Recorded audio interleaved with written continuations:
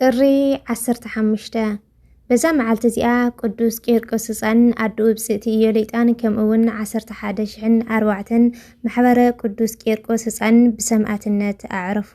በስመ አብ ወወልድ ወመንፈስ ቅዱስ አሐዱ አምላክ አሜን። ሰላም ክርስቶስ ይብዛሕልኩም ስድራሩ እግዚአብሔር ቤተሰብ ማይነት ይብ ለማዓንቲ ብዛዕባ ዕረፍቱ በዓል ዕረፍቱ ንቅዱስ ቂርቆስ ወኣዱ ኢዮሌጣ ስለዝኾነ ገድሊ ህይወቶም እንታይ ይመስል ዘሕለፍዎ መከራ ከምኡ ድማ ኣብቲ መከራ ውሽጢ ኮይኖም ዝተዓገስዎ ስለ ክርስቶስ ኢሎም ዝኸፈልዎ መስዋዕቲ ክንሪኢና ሰናይ ምክትታል።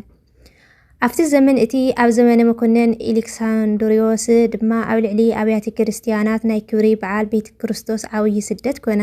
ኢዮሌጣ ትበሃል ሓንቲ ሰበይቲ ድማ ነበረት።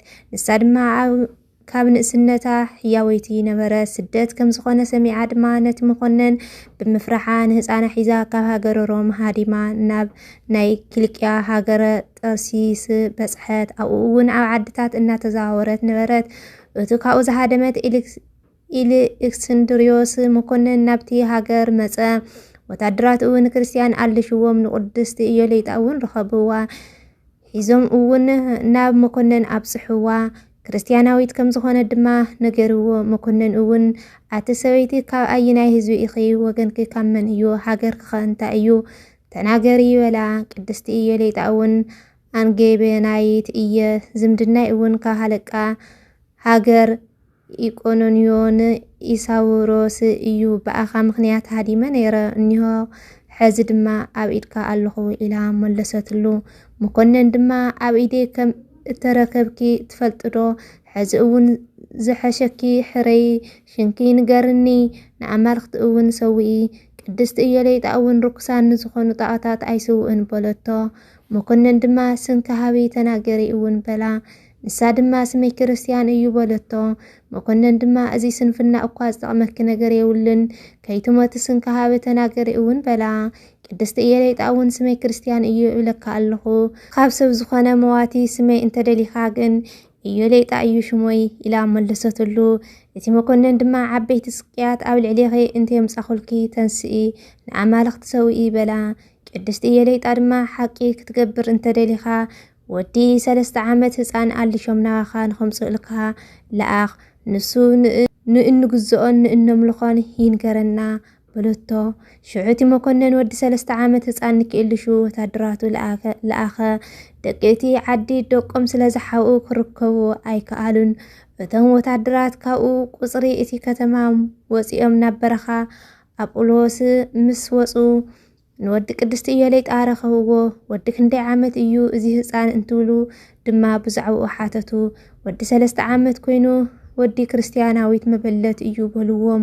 ነቲ ህፃን ሒዞም ናብቲ መኮነን ወሰድዎ። እቲ መኮነን ድማ ነቲ ህፃን መልክዑ ፅቡቕን ደማምን ኮይኑ ምስ ረአዮ ሰላም ንዓኻ ይኹን ሕጉስ ህፃን በሎ። እቲ ህፃን ድማ ንዓይ ሕጉስ ምባልካ ሰናይ ተናገርካ ንዓኻ ግን ተሓጓስ የብልካን እግዚአብሔር ንዝንጉዓት ተሓጓስ የብሎምን ኢሉ እዩሞ በሎ።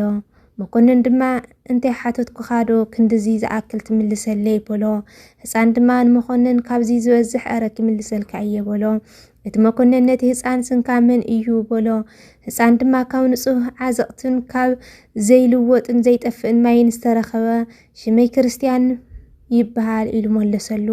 እቲ መኮነን ድማ ንኻልኣይ ግዜ ንከይትመውት ስንካ ንገረኒ በሎ።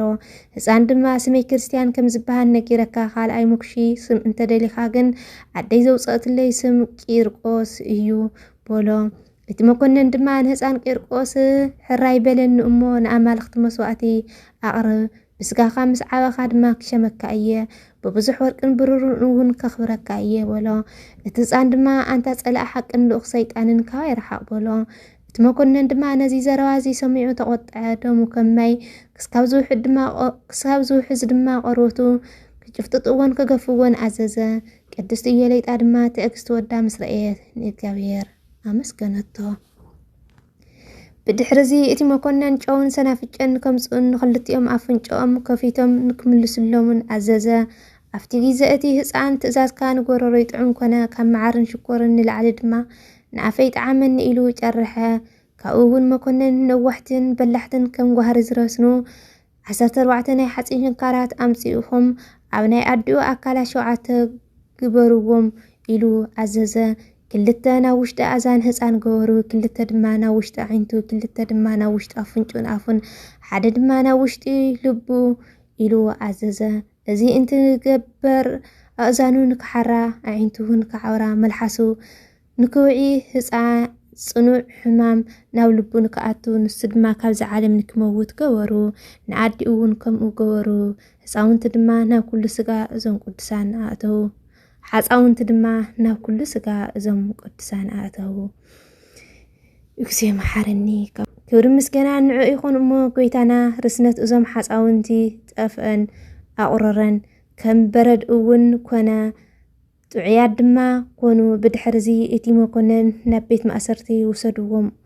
ወሰድዎም እሞ ኣሰርዎምን ዓፀውዎምን ዕፀውዎምን በለ ናብ ቤት ማእሰርቲ ወሰድዎም እሞ እሰርዎምን ዕፀውዎምን በለ ብድሕርዚ ድማ ናይ ስቃይ መሳርሕታት ንክሰርሕ ንክእዝዞ ሓፂን ዘምክኽ ሰብ ኣምፅእለይ በለ ሓፂን ዘምክኽ ሰብ ምስ መፀ ሰይጣን ናብ ውሽጢ ልቢ እቲ መኮነን ኣተወ ኣፉ እውን ዓፀ እሞ ምንጋር ኣወዮ ስብሃት ለእግዚአብሔር ሰይጣን ህፃን ኣክሊል ንክወስድ ከም ዝተግስ ስለ ዝፈለጠ ስለዚ ነገር መኮነን በሃም ገበሮ ብድሕሪ ህፃን ነቲ ሰራሒ ሓፂን ፀዊዑ እዚ መኮነን ምንም ዝፈልጦ የብሉንዋ ለኣይን ለደይን ዝሳቅይሉ መሳርሒ ስቃይ ክትሰርሕ ትኽእል ዲኻ በሎ እቲ ሰራሕተኛ ድማ በል እንታይ እትደልዮ ነገር ንገረኒ ኣነ ከም ዝኣዘዝካኒ ምስራሕ ይኽእል እየ በሎ ህፃን ቅዱስ ቄርቆስ ድማ ክእዝዝ ጀመረ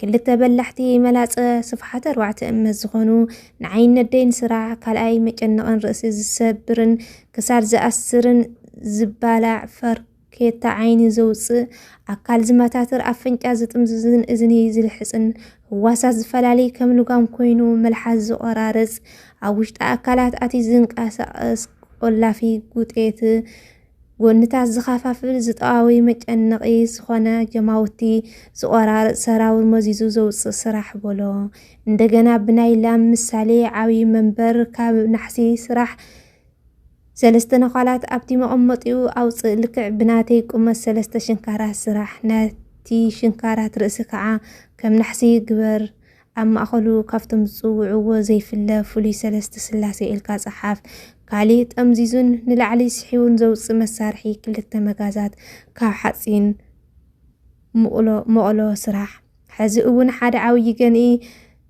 ሰሪሕካ ኣብ ውሽጡ ክሳድ ዝጥምዝዝን ዝስንጥቀን ተሽከርካሪ መሳርሒ ግበር ኣብ ማእኸሉ ዝተኸወለ ናውቲ ከብዲ ዝምርምር ኢድ ብሓፂን ስራሕ ኣነ ናይ ፃዕረይ ስቃይ ዝሳቀየሉ እዚ እዩ በሎ እቲ ሰራሒ ሰሚዑ ብጣዕሚ ተደነቐ 100 ሰራሕተኛታት ዝተሓጋገዝዎ ገይሩ ኣብ 4 መዓልቲ ሰሪሑ ፈጸመ ብድሕሪኡ ኤሌክስንድሪዮስ ኣፉ ተኸፊቱ ንቅዱስ ቄርቆስ ቅድስቲ ኢየሌጣን ናብ ኣደባባይ ከምፅእሉ ኣዚዙ ንክልቲኦም ርእሶም ምስ ቆርበቱ ላፅዮም ጓህሪ ክንስንስሎም 4 ሽንካራት ከዓ ካብ መንኮቦም ክሳብ ዓካሪቶም ክተኽልሎም ኣዘዘ እዚ ኩሉ ተፈጸመ ግን ብእግዚአብሔር ዝተለኣኸ መልአክ ቅዱስ ገብርኤል መፂኡ ነዚ ኩሉ ስቃይ ኣርሐቐሎም ካብኡ እውን ካብ ንጉሆ ክሳብ ምሸት ኣብቲ ናይ ስቃይ መሳርሒ ከሳቀይዎም ወዓሉ ሓሙኽሽቲ ክስካብ ዝኾኑ ብጨውን ብቅብኣዊ ፈሳስን